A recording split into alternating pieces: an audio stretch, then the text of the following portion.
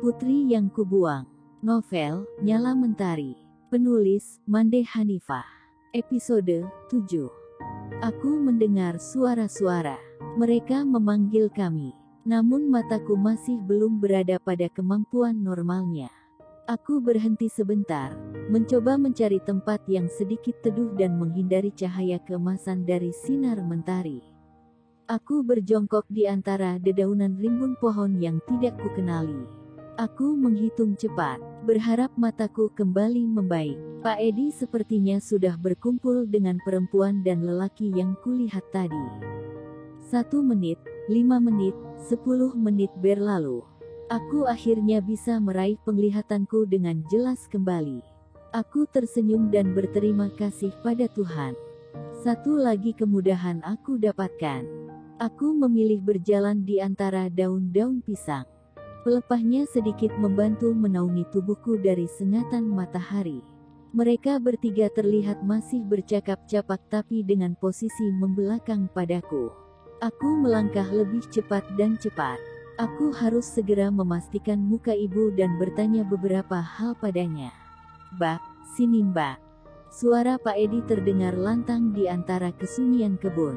Aku mendekat dan dapat melihat dengan sangat jelas. Namun, kecewa tiba-tiba menyerangku. Rasa itu bergerombol menabrak perasaanku. Yang kulihat adalah dua lansia yang mungkin bukanlah ibu atau ayahku.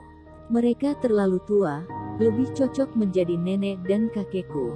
Tiba-tiba aku mencelos. Apakah pencarian ini akan sia-sia? Tidak boleh begitu. Setidaknya aku bisa bertanya banyak hal pada mereka berdua. Dilihat dari usia mereka pasti sudah lama tinggal di kampung ini. Aku mungkin saja akan meraup lebih banyak informasi.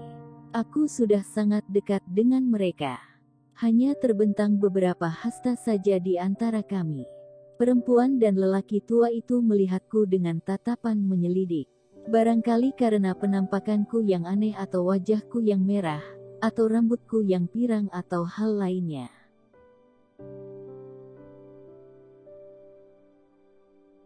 "Nah ini loh Mbah, yang mau ketemu sama Simbah berdua." Pak Edi memulai pembicaraan. Lelaki dan perempuan tua itu masih risih padaku.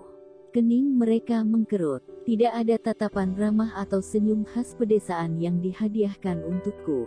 Mereka sama sekali berbeda dengan Pak Edi atau ibu pemilik warung tadi. Dingin dan penuh selidik. Lelaki tua segera membersihkan tangannya yang masih berlumuran tanah. Ia menggosokkan kedua telapak tangan pada sisi belakang bajunya. Sedang yang perempuan masih terpaku menatapku. Semoga dia mengingat sesuatu dengan melihat wajahku. Meski aku akan butuh usaha untuk meraup informasi darinya. Kita ke rumah saja. Tidak enak bicara di ladang. Lagian Mbak ini datang dari jauh untuk bertemu dengan kami. Iya toh Bu. Lelaki tua mulai terlihat ramah. Ia menuntun istrinya untuk meletakkan rumput liar yang masih tergenggam di tangannya. Wanita tua itu manut, tapi wajahnya masih sedingin tadi. Datar tanpa ekspresi. Aku merasa sedang diintimidasi.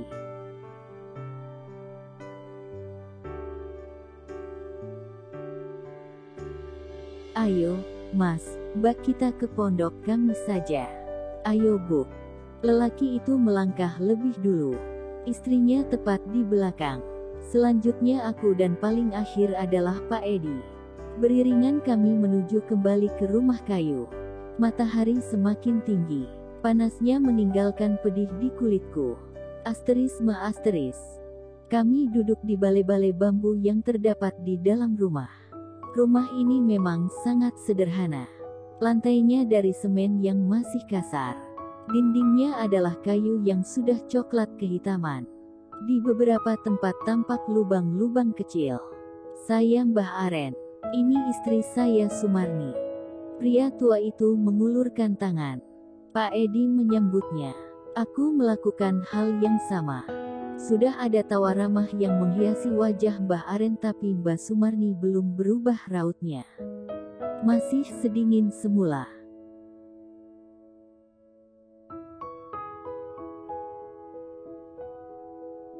Saya Edi, ini Mbak Nala. Mbak ini katanya ada yang mau ditanyakan sama Simbah. Bener begitu toh, Mbak?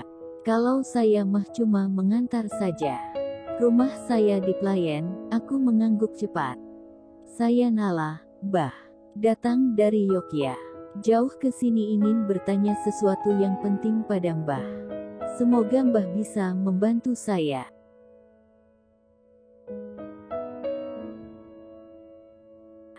Mbah Aren melirik istrinya. Mbah Sumarni segera beranjak dari tempatnya duduk dan melangkah ke belakang. Sesaat kemudian ia telah datang kembali dengan beberapa gelas air putih dan singkong rebus yang mungkin saja sudah dingin. Jangan terburu-buru toh Mbak. Kita minum dan makan singkong dulu. Sudah siang ini, pasti Mbak dan Mas lapar. Tapi maaf kami belum masak lauk dan nasi. Mbah Aren mengangguk kepada istrinya. Perempuan renta itu cepat-cepat meletakkan ceret berisi air putih dan beberapa potong singkong rebus. Maaf ini saja seadanya, ya. Mbah Aren berkata lagi.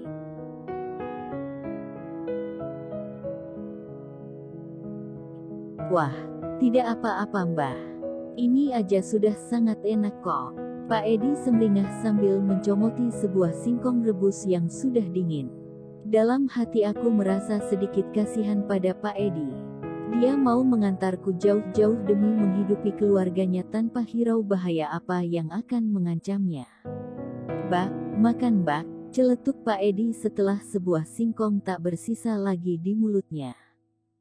Aku hanya mengangguk. Sungguh saat ini seleraku hilang entah kemana. Yang kuinginkan hanya segera mendapatkan jawaban atas semua yang selama ini berputar-putar dalam kepalaku. Beberapa menit setelahnya Mbah Aren dan istrinya pamit sebentar untuk bersih-bersih. Aku mulai mengedarkan pandang pada sekeliling. Mengumpulkan semua hal yang bisa menjadi titik terang. Mungkin 5 atau 10 menit kemudian mereka kembali. Pria dan wanita tua sudah berganti pakaian. Mereka terlihat lebih bersih. Hanya saja, tatapan menyelidik dari Mbah Sumarni tidak menunjukkan perubahan. Mbaknya mau mencari berita ya? Untuk apa Mbak? Apa Mbak wartawan? Bukan, Mbah, saya bukan wartawan, bukan juga mahasiswa yang sedang melakukan penelitian. Saya kesini ingin mencari ibu saya. Mencari ibu? Iya, Mbah saya mencari ibu saya.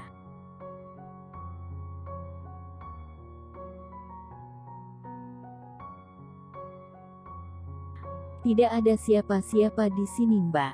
Hanya kami berdua. Ya toh, Buk. Mbah Aren mengalihkan pandang pada istrinya. Perempuan renta itu hanya mengangguk sekilas lalu kembali mengalihkan pandang pada wajahku. Atau mungkin Mbah tahu tentang masa lalu ibu saya. Masa lalu apa toh Mbak? Kampung kami sudah kosong. Bukankah di luar sana sudah beredar cerita yang macam-macam tentang kampung kami ini? Katanya kampung kami dikutuk, kami melakukan ritual ilmu hitam hingga bencana datang, kampung kami berisi orang-orang jahat dan lain sebagainya.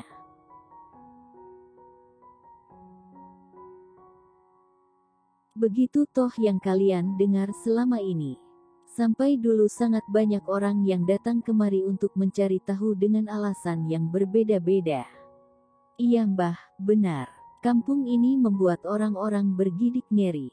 Ternyata tidak seperti yang saya bayangkan. Cuma anehnya, kenapa kampung seasri ini ditinggalkan penduduknya, Mbah? Itu yang membuat kami bertanya-tanya. Jangan-jangan memang ada sangkut pautnya dengan mistis. Pak Edi menyela dengan mulut masih mengunyah. Ini tanah leluhur. Dulu semua yang tinggal di sini adalah orang-orang yang bertalian darah. Kami berkerabat. Hanya ada beberapa rumah saja di kampung ini. Sebagian dari kami menikah dan membawa istri atau suami kami untuk bermukim di titian jerami. Tapi jika yang kalian tanyakan mengapa kampung ini kemudian ditinggalkan begitu saja, maaf Simbah tidak bisa menjawabnya. Maksudnya, Simbah tidak mau menjelaskannya.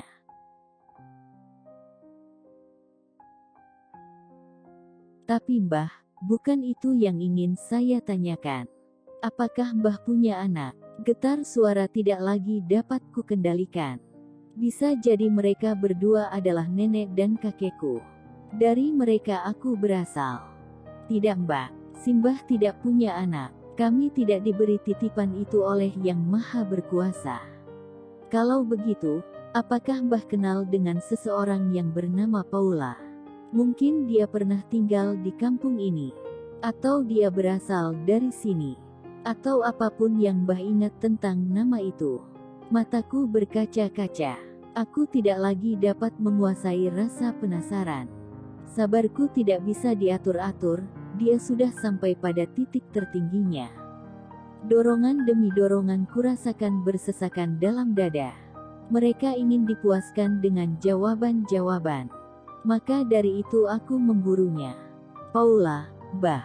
Nama perempuan itu, Paula. Aku mengulanginya lagi.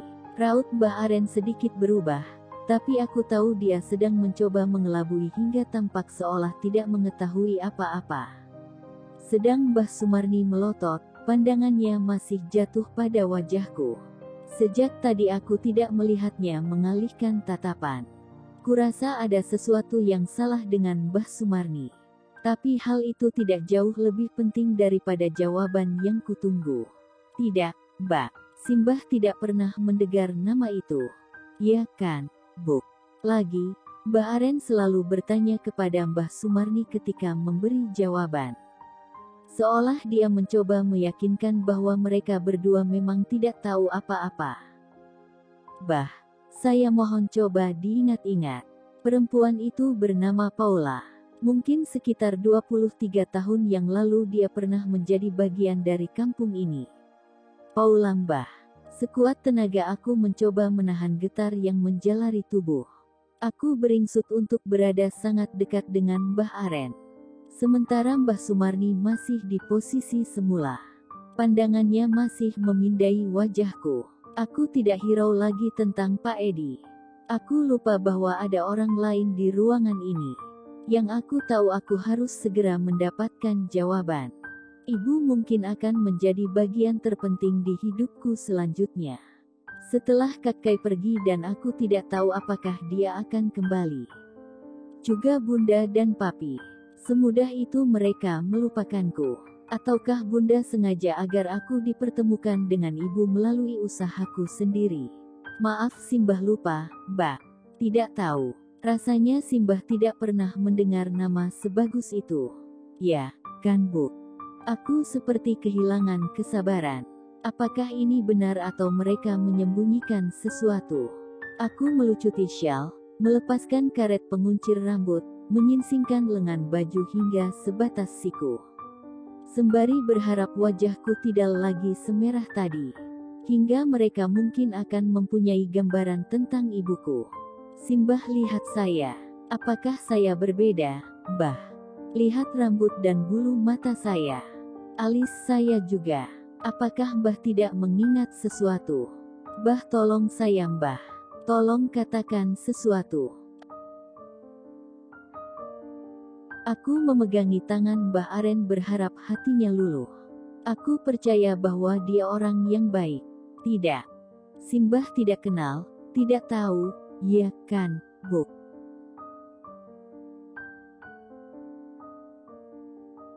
Aku lelah. Harus bagaimana cara membuat dua orang ini bicara. Bahkan mereka seolah tidak merasa bahwa aku berbeda. Tiba-tiba aku meragukan analisa bunda. Bagaimana jika pesan di baju bayi itu bukanlah ibuku yang membuatnya? Oh rasanya kepalaku seperti mau pecah. Aku ingin menangis meraung agar mereka buka suara. Aku ingin mendapatkan jawaban, tapi juga khawatir apakah aku menuju tempat yang salah. Barangkali, tidak terjadi apa-apa pada ibuku, mungkin dia memang membuangku karena tidak bisa menerima keadaanku. Dia menuliskan pesan itu bukan karena ingin ditemukan tapi ingin aku memaklumi perbuatan jahatnya telah memangkas hakku atas air susu dan kasih sayangnya. Dan dia tidak ada sangkut pautnya dengan kampung ini. Beribu kemungkinan berloncatan dalam pikiranku sekarang. Bah. Apakah Mbah Marni ingat sesuatu? Tentang bayi pucat pasi dengan rambut dan alis serta bulu mata putih. Dia lahir dari rahim perempuan bernama Paula, di titian jerami 22 tahun yang lalu. Mbah, tolong saya Mbah. Aku mencoba peruntungan pada Mbah Sumarni setelah Mbah Aren menolak untuk bicara. Aku meraba tangannya, berharap ia merasakan bahwa aku sekacau ini. Paula, perempuan peneliti pohon langka itu. Paula, perempuan peneliti pohon langka itu. Mbah Marni buka suara. Ia mengulang kalimat itu 2 kali. Pandangannya masih berada pada posisi semula. Jatuh tepat di wajahku. Aku semakin dekat pada ibu. Tentu saja, putri yang kubuang. Mande Hanifah.